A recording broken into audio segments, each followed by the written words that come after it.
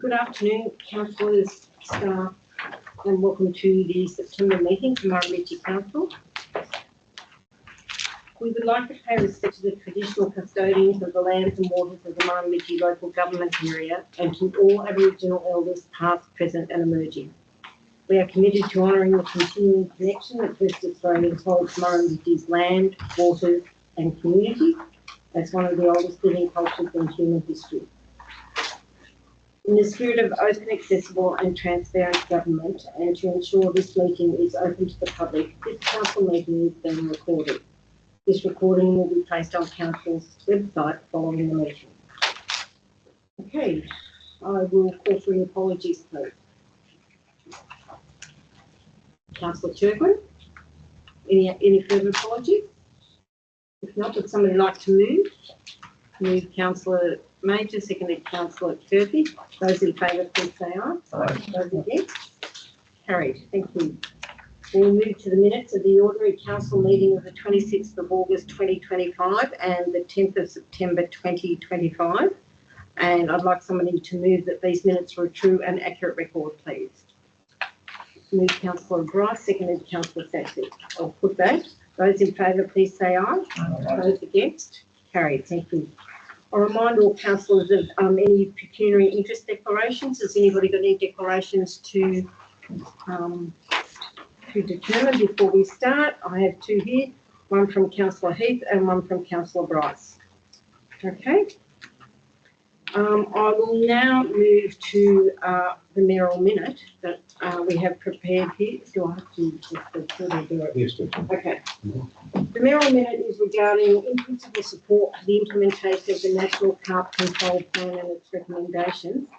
This has come before us because this proposal is going to be put at the National Murrumbidgee Association Conference in Griffith next week.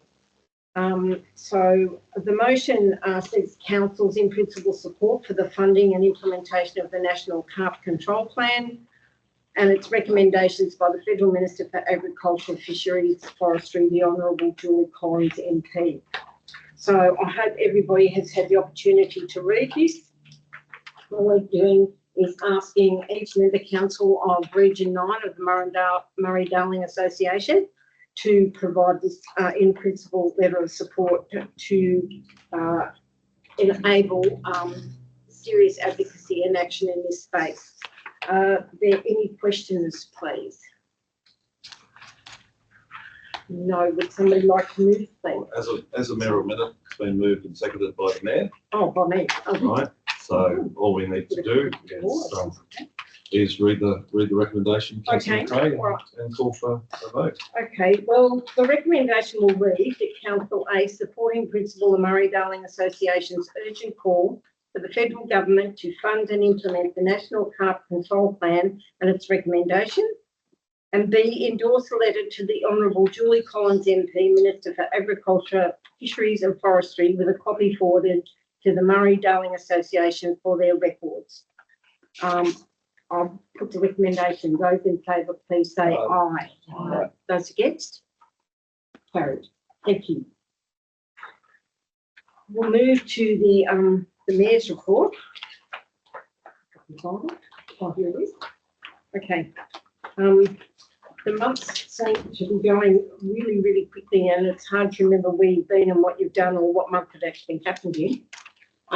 But finally, I think spring is here, but the weather gods are a bit confused because it's still hot, cold, rainy, hails, wind, and whatever else they might like to throw at us. So hopefully within the next couple of weeks it will settle, and we will get some substantial rain, which Councillor Black informs us is more than likely to happen. We're entering the hay fever season. Allergies and asthma are prevalent, so please be mindful of your health requirements. The crops are growing, and the canola remind us that agriculture is our key economic driver, and the continued rain is what we are all hoping for. I attended the Bush Summit in Wagga on the 27th of August, which was also attended by both the Prime Minister and the Premier. Our pressing regional issues were referenced. These included housing and homelessness, as well as energy and its escalating costs and the impact of the renewable energy tsunami making its way through the Southwest Renewable Energy Zone, coupled with the Transgrid interconnector.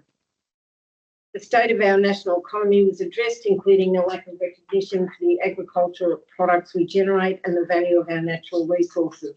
The cost of living crisis is affecting everyday Australians, as well as the state of our road infrastructure and the associated costs of moving our product. Health, education and law enforcement were also referenced. Interestingly, nobody spoke of the water crisis that undermines the very root of the security of our region. On the 8th and 9th of September, the General Manager and I attended the Newell Highway Task Force Committee meeting at Parliament House in Sydney. Minister Aitchison addressed us and spoke of changes to the local traffic committees, which are now local traffic forums, but nothing of great significance will change. As always, it would appear that most of the activity on the Newell is occurring north of West Wyong. The Newell Highway Task Force Committee is strongly advocating for a review and comprehensive study of the Newell Highway that had the strategic plan attached to it with secured funding. The reinstatement of the Newell Highway Promotions Committee will be led by Forbes Shire Council, and an associated Facebook page will be created. It was a red letter day for Darlington Point. We celebrated on the 12th of September with the official ribbon cutting and opening of the River Red Gum Estate residential development, a project 5 years in the making. Well, that was 5 years since we actually started work, but it's been longer than that in the planning. The Ray White sales team, who are handling council's interest and sales engagement, were present, as well as other builders, interested builders. We had the privilege of having 4 generations of the Edwards family with us, recognising that one of the estate streets is named in recognition of the family connection to Darlington Point. On the 16th of September, Council facilitated the external auction of 10 properties across our local government area for unpaid rates. 4 properties were successfully sold at auction. Initially, there were 23 properties identified, but 13 were effectively resolved prior to auction. The monies that were outstanding can now contribute to the betterment of the infrastructure for the whole of the communities. I also attended a retirement dinner for George Cowan on the 16th of September. George is the departing General Manager of the Narangba Shire Council. He's spent over 50 years contributing to the good of many councils across New South Wales. His wise counsel and strong leadership will be missed regionally. There have been many social and sporting events happening in our region, some of which are the Darlington Point Spring Festival, the Pig Day Out in Darlington Point, the winning of the Coleambally Football Netball Club Under-18 Football Premiership, and the winning also of the C-Grade Netball Premiership, and many end-of-season presentation nights and celebrations. And still to come on Saturday, the grand final for the Darlington Point Coleambally Roosters and the Murrumbidgee Gold Cup. I'd like to take this opportunity to offer Council's condolences to Vicky Sutton, our recently retired and long-serving finance manager. Vicky's husband, Ken, passed away unexpectedly last week. Our thoughts with Vicky and her family at this time. And as we move towards the school holidays, let's all be mindful of the ever-increasing traffic on the roads and work towards keeping each other safe. Are there any questions? If not, would somebody like to move, please? Move to Councillor Major, seconded Councillor Saxbeck. Those in favour, please say aye. Aye. Those against? Carried. Thank you. Where are we up to? Right. We'll move to item 1, the General Manager's monthly report, please. Thank you, Councillor McRae. Yes, just verbally, all 10 properties that went for auction on the Tuesday the 16th were sold, enabling Council to recover all outstanding rates and costs of sale. Council has provided over 25 copies of the tender documents to prospective firms for the 3 4-bedroom homes and the 1 duplex, 2 in Darlington Point, 2 in Murrumbidgee. That closes on the 10th of October and will be a report to Council at the October meeting to award those contracts. Whanamara Stage 3, Councillors Parks and Gardens Coordinator Aaron Dale has determined underneath the tree policy a species recommendation for the trees to be planted on the nature strip in Wonnamara Estate Stage 2. And I believe it is a ornamental pear tree. All right. Because nobody wants me to say the Latin. Yes, please. Separate report today on the Darlington Point preschool and long daycare centre is qualification-based selection to move to the stage where we look to get the qualifications assessed of 3 potential builder designers to come to put in a pitch to build the long daycare centre in Darlington Point. Sale yards in Jerilderie. I'm proposing that we have not been able to reach an agreement with the, well, not that we haven't, they pulled out, of wanting to take over the sale yards here in Jerilderie due to the declining sale numbers. As such, October, November this year will be the last time council provides the sale yards for sales. I'm recommending that at the conclusion of the final sale in November that we put expressions of interest out for somebody to purchase removal sale yard infrastructure. Rivergreen Gum Estates, titles have been issued for the Rivergreen Gum Estates. As such, one contract has been fully signed. 2 other contracts I've signed 2 other ones, and they might have been signed by the purchaser now. I'm not sure. So we've had those 3 offers on those lots. On the day, Josh from Waywhite said that there was some interest. He's had at least another 3 that have been interested in those blocks, so that would be good. So in total at this stage, 7 of the 55 lots have been spoken for, 2 of them by us to build the 4-bedroom homes, and 2 of them for the Waddy housing as a swap, and that contract will take place this week to swap to get that the lot on the Kidman Way into our name and the 2 lots in the estate into Waddy Housing's name. Policy revision for motor vehicles placed on public exhibition. There hadn't been any comments from the public or staff, hence seeking that council adopt that policy. Only minor changes to the staff education and training policy. Hence, we're asking council to adopt that one as well. The year is winding down, so there's a few other things of my movements moving forward. So, any questions, councillors, on any of these issues? Councillor Major. Yes, so the first one, John, can you just remind us, so the outstanding rates, how much did we collect through the sales? So, and what do you think of the success of the program? I can't tell you what the total sale number was, but I think there was still 200 and something thousand outstanding of rates, so we collected all of that in. So we started off with about 385,000 worth of outstanding rates. We had the 200 and something at the sale time. We've entered into 3 agreements, which started off with at least half or more, 60% of it being, and the others over the next 2 years to pay off. So yeah, we got most of all of the money back, saleable rates. So the exercise well worth it. Yeah. And it's a plan of ours to review in February every year if there's anybody else to come forth, and put it to council probably just in my report. If there's nothing, if we've identified nothing, we'll tell council, and if we have, we'll tell council, and we'll start sending letters out to people that are getting pretty close.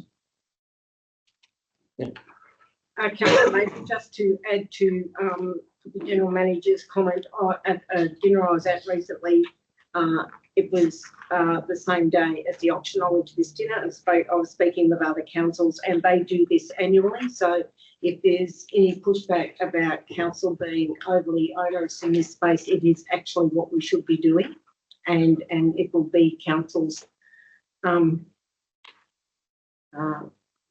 move forward. Council will do this, as John said, annually in February. Okay. I've got another question. Yes. So in general, I thought it was well supported, the idea of selling it. So in regards to the sale yards, so is there opportunity? So obviously the sheep and wool industry has been, very big around Jerilderie. Is there an opportunity from the sale of the infrastructure to recognise the industry in some way and the impact it's had on the history of Jerilderie and the culture? Personally, I believe that would be a good use of those funds that we got from that. It's supported by council. We'll bring forward some ideas. If any of you guys have got any ideas, if you've seen something that works or is of a type, not the giant merino at Goulburn or anything else like that. Just give Ned Kelly one, little merino beside him. Oh, that's all right. Yeah. Well, He can hold a merino ram. And so that would be offered to anyone involved in the industry to come forward with a suggestion as well.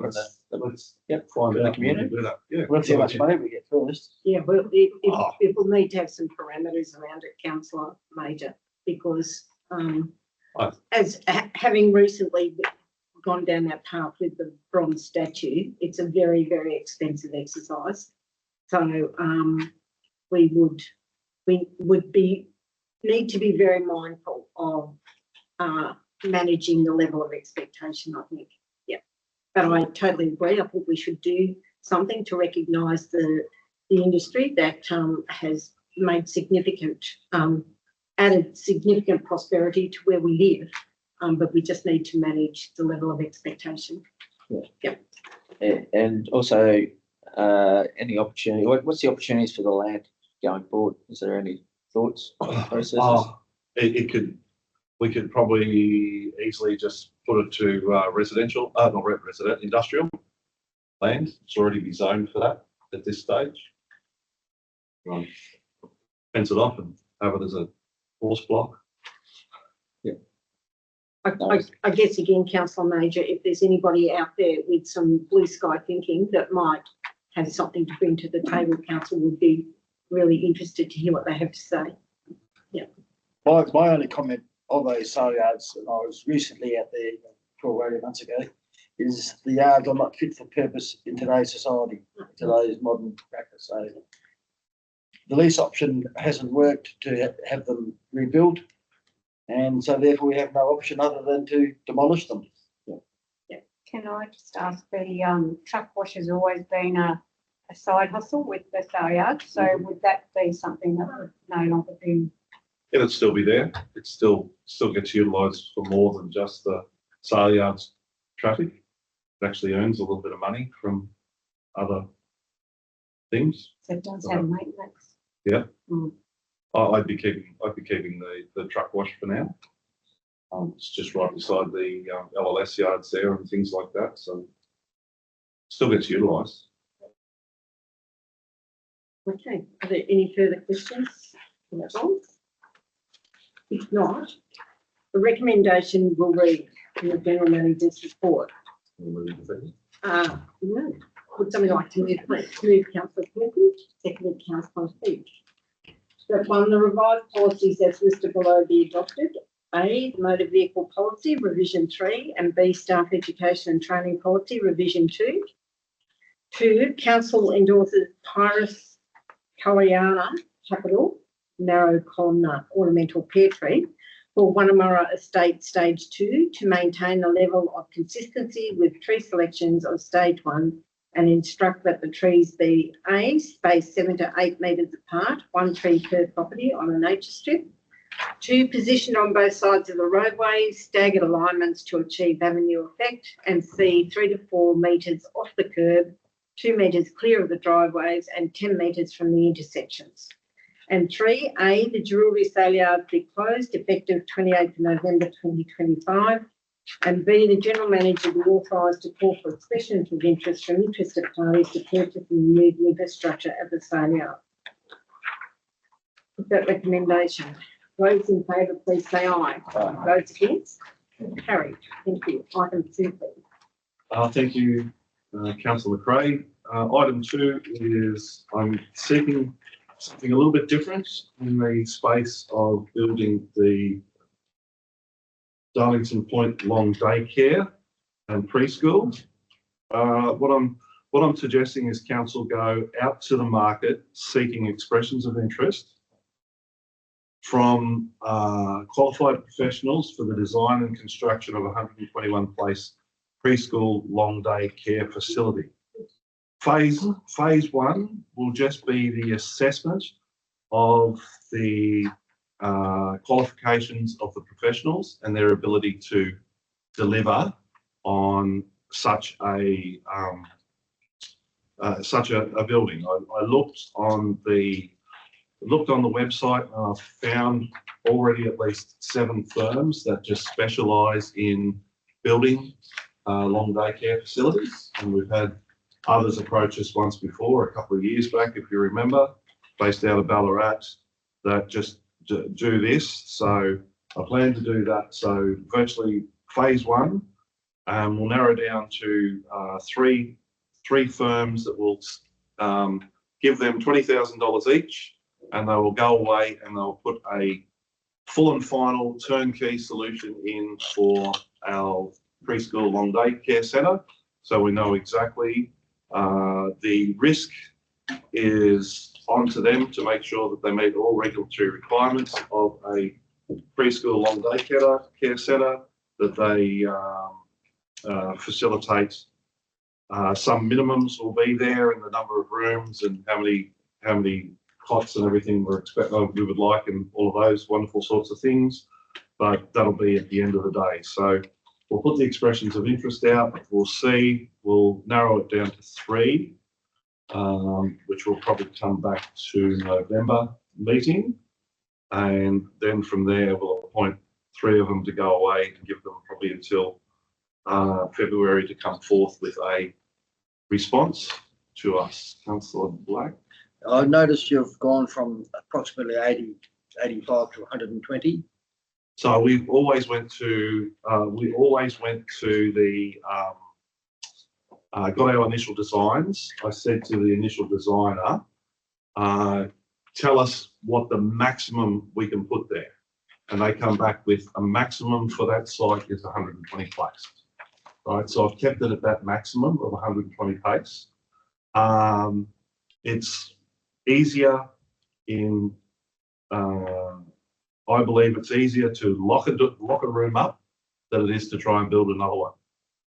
Right, so we're planning for that. So if the need is only 6 babies in our room of 8, but then we have 12 babies, then we'd still be able to accommodate them because we've got room for 20 babies type thing. So it was more along the lines of having that space built now.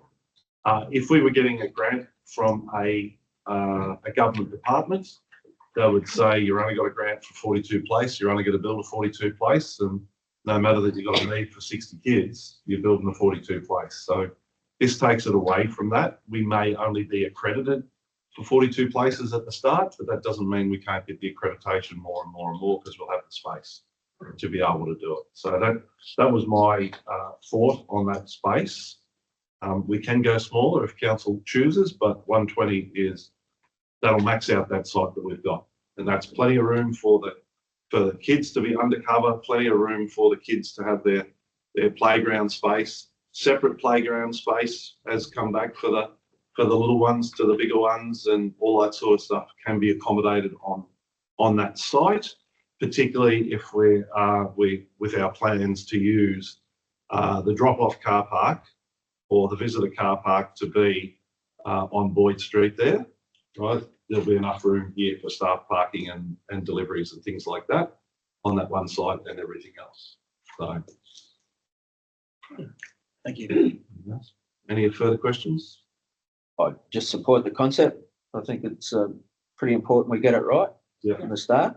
I think it's also good that we can have some flex, so the bigger building to have that flex, because as it stands today, especially with a new estate, we don't really know what the demographics or the age groups are going to be going forward. So we may have a lot of real young babies, or we may have a lot of preschool ages. So I think if we can have that flex, and I think this will put us in good stead this process. So fully support it. Okay. If there are no further questions, would somebody like to move the recommendation, please? Moved Councillor Kirby, seconded Councillor Saxton, and the recommendation will be that the General Manager be authorised to go to the market utilising the qualification-based selection, QBS criteria, to seek expressions of interest from suitably qualified professionals for the design and construction of 120-place preschool and long-term facility in Darlington Point. I'll put the recommendation. Those in favour, please say aye. Aye. Those against?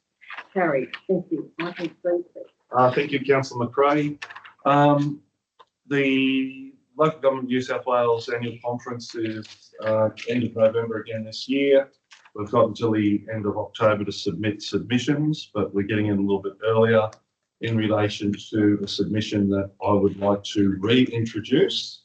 In the middle of COVID times, I sought the endorsement of Murrumbidgee Council to put this virtually exact same motion up at conference, and it's coming from the standpoint of a local government professional over 30 years that have seen been in different jurisdictions, being in the Queensland jurisdiction when they brought in a decent wage or decent remuneration for mayor and councillors, and I saw that same state when they didn't have the decent wage for the mayor and councillors, at least along those lines. And you could see the difference, or you could see just how more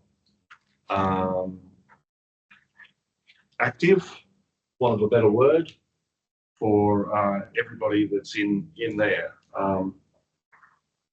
The simplest point of view is that in saying all of this, for a councillor to sit round this table now, if they're running a business, if they're working for somebody else, it is costing them money. Plainly put, if you're in a business where you have to employ somebody to do your job whilst you're away, it is costing you money, because you're not getting the money back that you need to pay for that person to do that. If you're working for somebody else, you're giving up an annual leave day for when you could be spending with your family and everything else like that, for what those breaks are for. So to be able to give a significant remuneration to the mayor, the deputy mayor and the councillors would mean that the staff member of another organisation could say, can I have a leave without payday and not take a holiday and still be remunerated. For a mechanic or a lawyer or an accountant, have to get the accountants in there, can actually pay for somebody to work that day and keep on top of their business, or to pump gas, or to cut meat, or do whatever else that they need to do to be able to deliver that, not only on the council meeting day, but every other day that you would dearly love to partake in council functions, but you don't partake in council functions because you've got to work and earn a living, because you don't get enough money for doing it. So that's the major reason why I brought this forward 5 years ago to put up. It went to the COVID online conference, and it made it very difficult to prosecute an argument or do anything from there at that stage. So looking to bring it up here, I've said to the mayor, if it's at all possible, to seek leave of the president of LGNSW for me to speak, because I want to speak from as I've just said then, from a 30+ year local government professional in administration point of view on why this remuneration is needed, rather than from a councillor putting it forward thinking that, well, it's just a money grab for council and the community. on it like that way. Well, it's not that at all.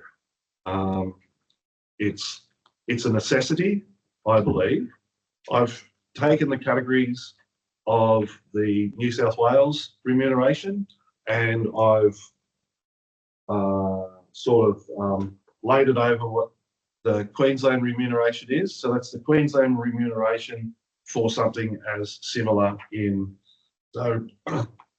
Richmond Shire Council and Outback Queensland is New South Wales Rural.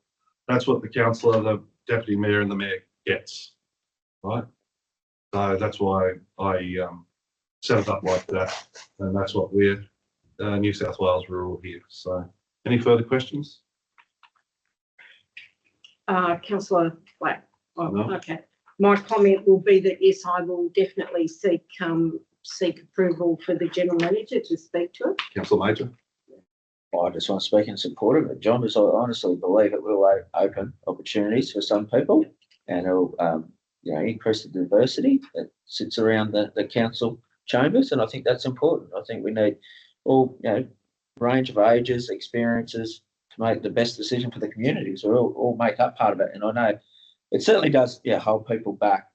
What you've said, John, do you take annual leave to attend a council meeting or you save that for your family? And most people will choose their family to spend that time. So that's why I certainly support it. It's just to strengthen our council. All right, how would somebody like to move then if there are no further? Move Councillor Small, seconded Councillor Bride. And the recommendation will read that council endorse a notice of motion regarding mayor and councillor remuneration to be submitted to Local Government New South Wales for debate at the annual conference 2025. And that Local Government New South Wales lobby the Minister for Local Government to make a special determination in accordance with section 242 of the Local Government Act of 1993 as follows. And the categories are stated there. Okay, I'll put the recommendation. Those in favour, please say aye. Those against? Carried. Thank you. Item 4, please. Thank you, Councillor McRae. Council meetings every September, as council is aware, that we set down the meeting dates for the forthcoming year up until September 2026. Council's scheduled monthly council meetings has always been the fourth Tuesday of the month. So we're looking for the fourth Tuesday being October, fourth Tuesday of February 2026 to September 2026. The November and December ordinary meetings of councils to be held on the third Tuesday of the month, 18th and the 16th of December. Council meetings to commence at 2 p.m. and they're the schedule being there: Colliamby, November, March, June, September; Giraldy, December, April, July; and Darlings Point, October, February, May, and August. Rationale for making those couple of months being the third Tuesday is that they are clashing. November's clashing with the LGNSW conference, and the December meetings clashing with Christmas. Hence why they're coming forward. Sorry. You can't have that. You can't have that, no. For those rationales, but everybody, all the other meetings can still be the fourth Tuesday of the month. These are the recommendations. If council is looking to change a meeting time or date from the fourth to another time, or you wish to commence your meetings earlier or later than 2 p.m, now is the time to say so. Okay.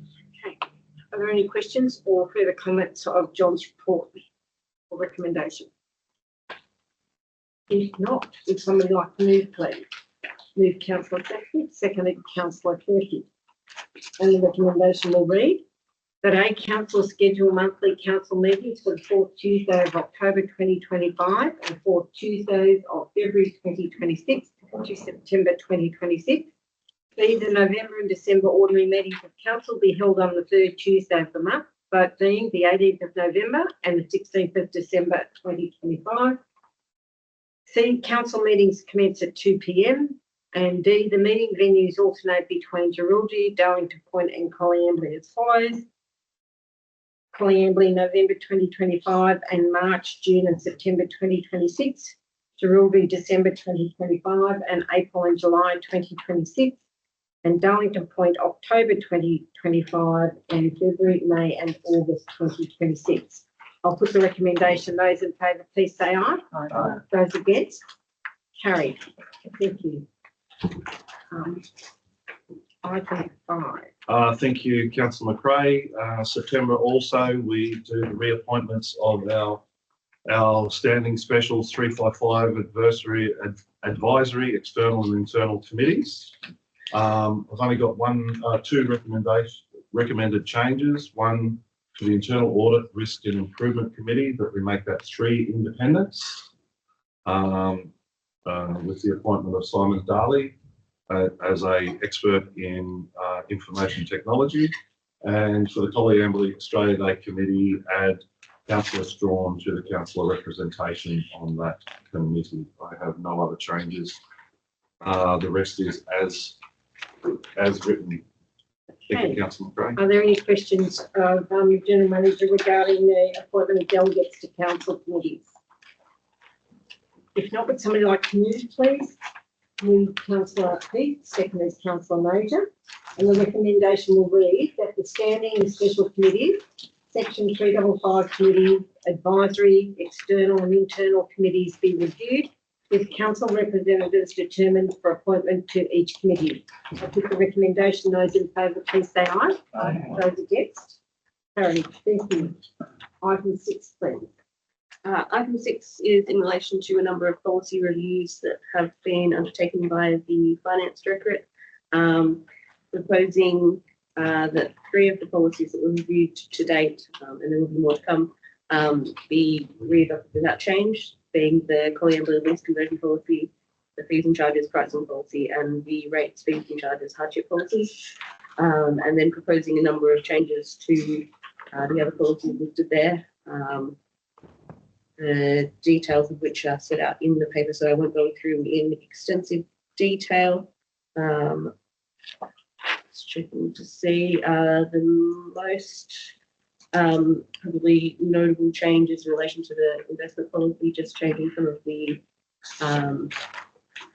exposure limits and individual counterparty limits, and changing the rating methodology to align with a investment platform that we're currently evaluating and planning to use, just for ease of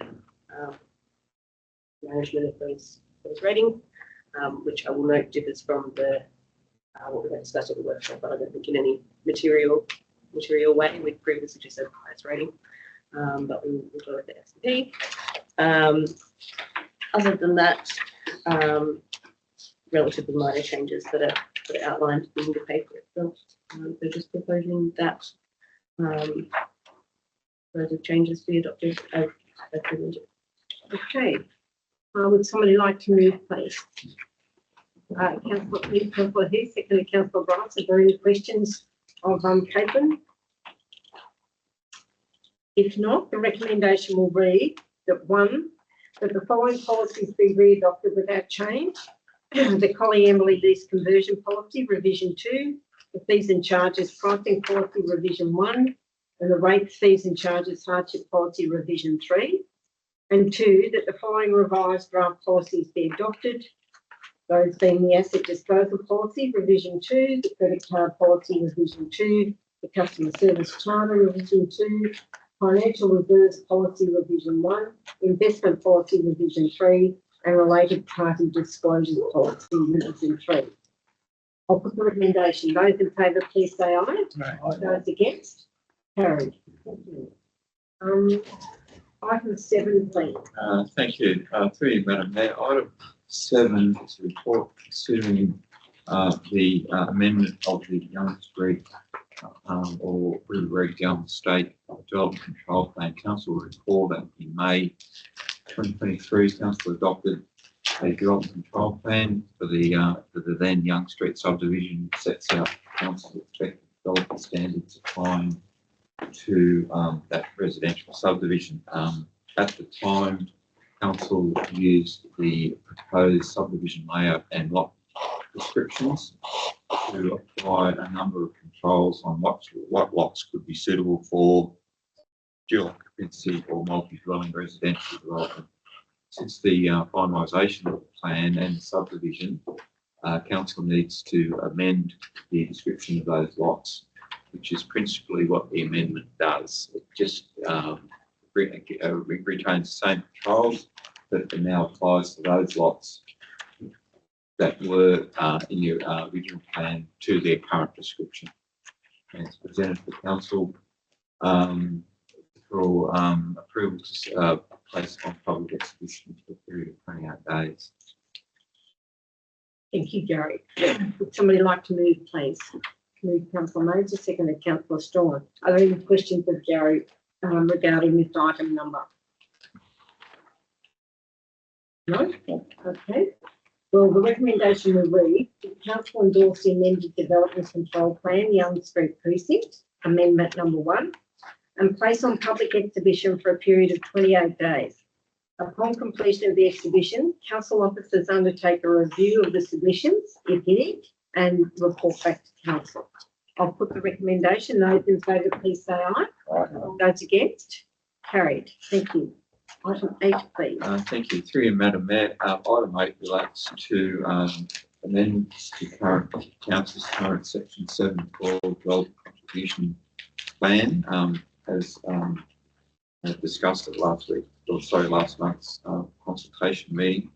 It's presented to council for consideration of those changes and seeking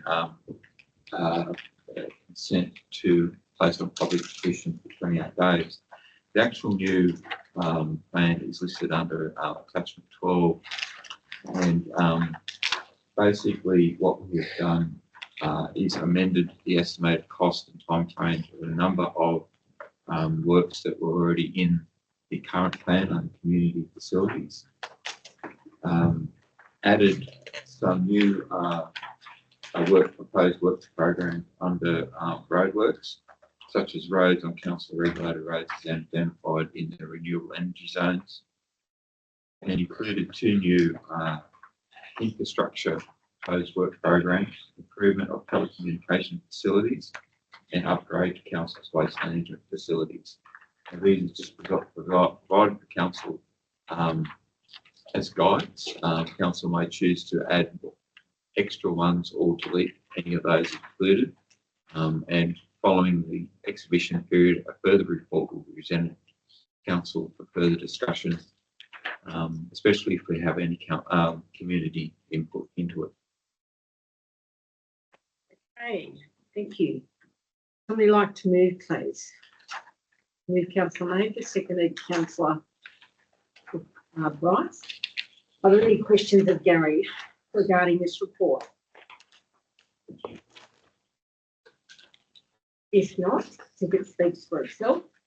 The recommendation will read that the Development Contributions Plan DCP amendments be accepted, and the DCP Section 7.12 Environmental Planning and Assessment Act of 1979 be endorsed and placed on public exhibition for a period of 28 days. 2, upon completion of the exhibition, council officers undertake a review of the submissions, if any, and report back to council. I'll put the recommendation. Those in favour, please say aye. Aye. Those against? Carried. Okay, item number 9, please. Thank you. Through you, Madam Mayor. Item 9 relates to the policies presented to council at the workshop in August, and list those policies which staff believe do not require any further amendments, and the list is under the recommendation, and also includes the revised mobile food vending policy as notified at the last workshop. It's suggested that it be amended to change the location in Murrumbidgee for the approved site of mobile food vending, of course, of the woodworks at the back of Powell Street. And the report also sets a recommendation for council to place that amended mobile food vending policy on public exhibition for a period of 28 days, and that the revised policies are considered not for any subject amendments be adopted by council. Okay, would somebody like to move, please? Councillor Swan, secondly Councillor Barth. Are there any questions of Gary? No? The recommendation will read that 1, the revised policies as listed below be adopted. Asbestos, revision 1, asset management, revision 1, building over or adjacent to council infrastructure, revision 1, drinking water quality, revision 1, keeping of animals in urban areas, revision 1, liquid trade waste regulations, revision 1, managing conflicts of interest, council related developments, revision 1, on-site sewer management, revision 1, place naming, revision 1, quality, revision 1, road risks management, revision 1, shipping containers, revision 1, signs as remote supervision, revision 1, single-use plastics, revision 1, stormwater risk management, revision 1, swimming pool inspection program, revision 1, transportable or movable dwellings and temporary accommodation, revision 1, tree management policy, revision 2, underground petroleum storage systems, revision 1. And 2, that the revised mobile food vending policy, revision 2, be endorsed by council and placed on exhibition for a period of 28 days, seeking public comment. And 3, a further report be submitted to council at the completion of the public exhibition period in order to consider the adoption of the revised mobile food vending policy, revision 2. I'll put the recommendation. Those in favour, please say aye. Those against? Carried. Thank you. Attached the report. It's the Sturt Highway Task Force meeting minutes. Would somebody like to move that these minutes be noted? Please move Councillor Saxby, seconded Councillor Blake. Any questions regarding these minutes, which are very comprehensive? Thank you to a very capable secretary. I just comment one thing. Thank you to Media and Communications and the traction from our press release on this. It's had quite, was taken up widely by a number of newspapers and online articles and things like that, and started some good chatter on social media and things like that in relation to the work that we're doing. I think everybody was quite pleased and congratulated all the councils for coming together and trying to shine the light on the Sturt Highway, which has had very minimal investment in such a long time for such a important arterial for Adelaide to Sydney and beyond. And the length of the highway has taken up an opportunity to engage the media because this morning I spoke to ABC in Murrumbidgee. So it's just not our end, it's the length of it that are really coming on board. So let's hope we get some positive outcomes. And I've already brought this up earlier, but the lighting at key intersections along the Sturt Highway needs to be looked at and needs to be put in place. And not just for the Darlington Point or Colliambley intersection, but right across all of these council areas. Thank you for that. Any further, Councillor Major? I just, reading the minutes, I think it's very wise and very smart to get the organisations such as the Transport Association and the livestock bulk handling, bulk carriers. I think momentum will grow, and I think I've said it before, but it was a great idea from this council to form this committee. Yep. And it is growing, and no doubt a lot of the questions in there about how much money's been spent, and that makes people accountable. Yep. So I think, and when it's reported like this in an open forum, it only enhances our chances of success of upgrading it and saving lives. Really, that's ultimately what we're in it for. And there is an opportunity now, as we find ourselves in the middle of this renewable energy push, that will undoubtedly be using this major traffic corridor to encourage further investment or greater investment by government. So thank you. So is Judy's comment, Councillor Saxby's comment, going to be noted in the minutes? No, it won't be noted in the minutes. It's already in It's already the in strategic plan. Just car lights and street lights. but it will be raised, Yeah, thank council you. secretary at our next meeting in Balranald. Yeah, they're important issues. Thank you. Somebody, somebody like to move and the minutes be noted? Did we do that? Okay, I'll put that to the group. Those in favour, please say aye. Aye. Those against, carried. Thank you. Item 11, please. So item 11 is our monthly investment report for the month of August 2025. So just the usual report that we provide each month. Similar situation to previously, there's about $29 million of funds invested at the end of that month. The Bendigo Bank funds are currently over-invested, but again, we continue to work on bringing those down, and we have identified a number of other banks that we're in the process of setting up accounts with. So that is progressing well, and just recommending that council look at the report. Okay. Now, I move Councillor Clare, please, second it, Councillor Hood. Are there any questions of the statement? No, only Kayla, when do you believe we'll be back in the right band for Bendigo?